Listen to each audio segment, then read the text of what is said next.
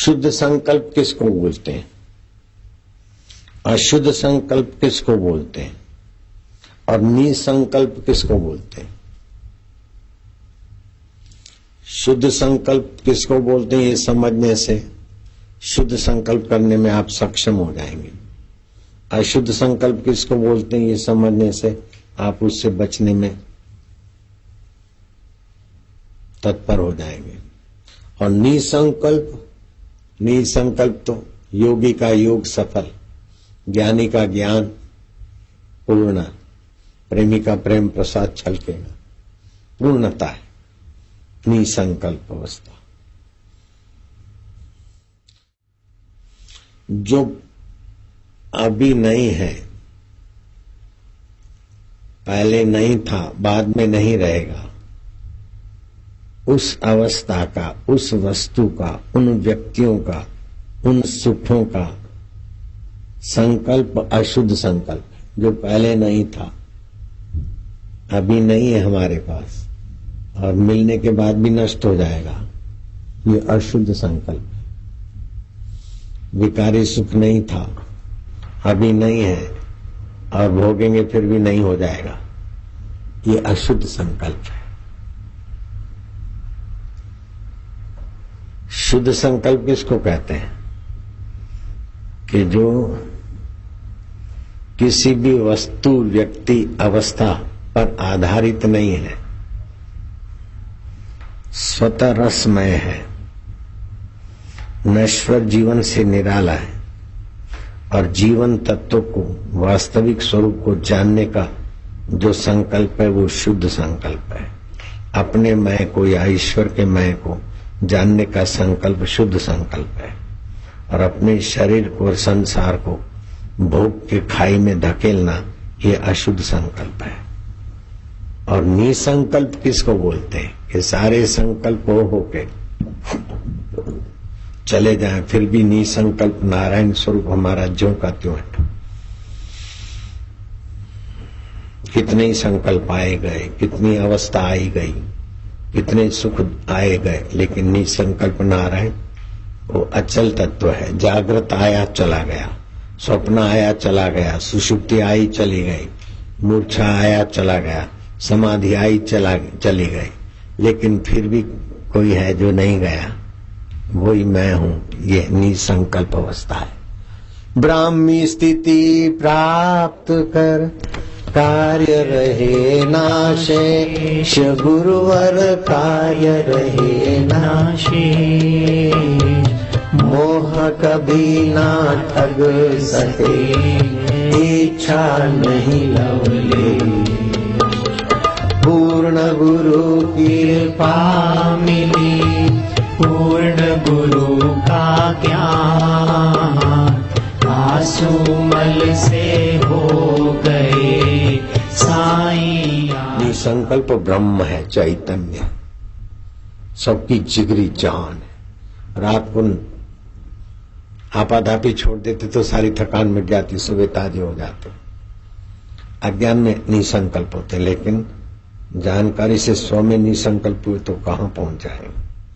भगवान कहीं किसी जगह पर बैठे ऐसा नहीं, हरि व्यापक सर्वत्र समाना, प्रेम ते प्रगट हो वही में जाना।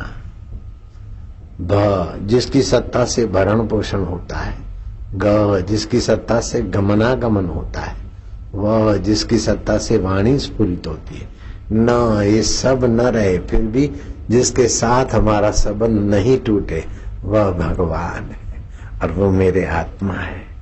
ओम नमो भगवते वासुदेवाय। तो उस भगवान को पाने के लिए, उस भगवान के योग, ऐश्वर्य, वैभव में पावन होने के लिए सुंदर उपाय है कि तुच्छ संकल्पों का त्याग। ये लोफर तुच्छ संकल्प कराते, काम, क्रोध, लोभ, मोह, मद, मात्सर्य, चिंता, है वो। जब भी आए तो लंबा श्वास लिया,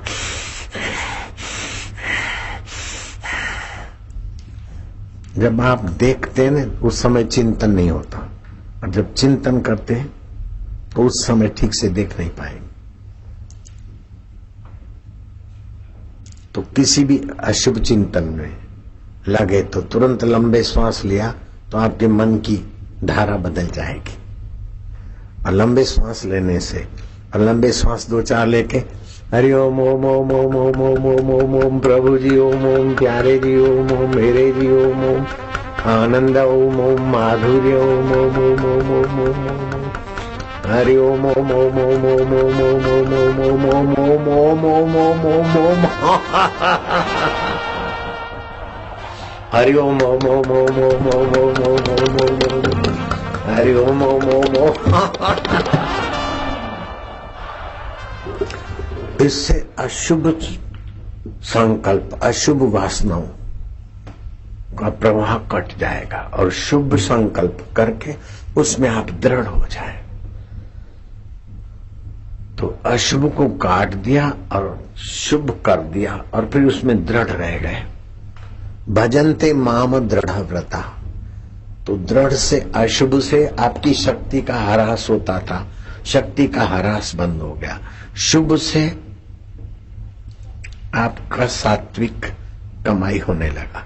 लेकिन शुभ के लिए तुमने व्रत रखा कि पूनम के दिन दर्शन करके ही खाएंगे, गंगा जी जाएंगे तो गंगा जी में शरीर को अनुकूल रहेगा तो गोता मारेंगे, नहीं तो सिर पर धार कर देंगे, गंगा जी का दर्शन करेंगे और गंगा जी का मंत्र पढ़ के पवित्र हो जाएंगे। ऐसा करते करते फिर घर में कुछ ऐसी जगह बना दी, विद्युत का कुचालक आसन, कभी सुगंधित फूल रख दिए, मोगरे के, गुलाब के ताजे फूल रख दिए भगवान को, सुगंधिम पुष्टि वर्धनम, ज्ञान तंत्रों को पुष्ट करने वाला। और लंबा श्वास लिया, मैं निसंकल्प नारायण में शांति पाऊं। लंबा श्वास लो और प्यार से उच्चारण करो।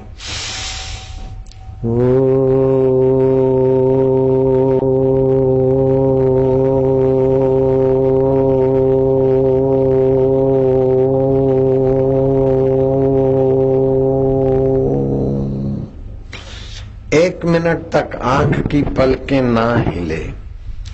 उसमें अगर तुम सफल हो जाओगे तो एकाग्रता शुरू हो गई। दूसरा तरीका है एकाग्र होने का। श्री कृष्ण ने कहा तत्रैव एकाग्र मनः कृत्वा यत चित्तेन्द्रिय क्रिया उपविश्यासने योगो भवति दुःखः। दुखों को नाश करने वाला योग हो जाएगा आपका। उच्चारण किया तो हर्ष उच्चारण किया, थोड़ी देर हरि ओम या राम राम शिव शिव जो भी जल्दी से करते, इसको बोलते हर्षोच्चारण। तो हर्षोच्चारण भगवान नाम का, उससे पाप नाशिनी ऊर्जा पैदा होती है। हरि ओम अथवा ओम नमो भगवते वासुदेवाय। हर्षोच्चारण करने से पाप नाशिनी शक्ति, दीर्घ उच्चारण करने से कार्य साफल्य ऊर्जा पैदा होती, और प्लुत उच्चारण करने से आपकी निसंकल्प स्थिति बनती है। तो दृढ़ संकल्प से भी आपका सामर्थ्य बढ़ता है, और निसंकल्प अवस्था से तो आप और ईश्वर के बीच की जो परत है वो गायब हो जाती। आप ईश्वर में, ईश्वर आप में। घड़े का आकाश महाकाश में और महाकाश घड़े के आकाश में। तरंग पानी में, पानी तरंग में। जीव ब्रह्म में, ब्रह्म जीव में। ब्राह्मी स्थिति आ जाएगी। तो एक तो संसारी विकारी आकर्षणों के तुच्छ संकल्पों काटने के लिए दीर्घ श्वासोश्वास, दीर्घ प्रणव का जप। दूसरा दृढ़ संकल्प, और तीसरा फिर उद्देश्य रखो निसंकल्प। और निसंकल्प आधा मिनट भी हो गया तो बहुत बड़ी बात है। फिर आधा मिनट का अभ्यास करते करते पौना मिनट, 1 मिनट आदि हो गया तो भी आपका ऐसा योग और ऐश्वर्य प्रकट होगा कि आपको लगेगा कि भगवान का योग ऐश्वर्य वही मेरा आत्मा भगवान है।